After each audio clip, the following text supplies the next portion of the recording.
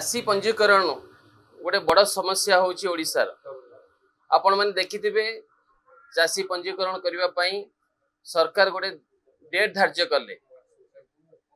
जो डेट पर्यंत करने कथा अगस्त 30 पर्यंत कर डेट धार्य करते, किंतु अनफॉर्चुनेटली अगस्त 25 रे इंस्ट्रक्शन गला जे आ पंजीकरण करा जाय परिबो नै। तेणु जो चाषी माने बळी पड़िले बा जो योग्य चाषी माने आज पर्यंत पंजीकरण करि पारि नाहंती से चाषी माने ओडिसा रे आजिर दिन रे बर्तमान तांको धान किबळी बिक्री होबो से माने गोटे समस्या रे अछन।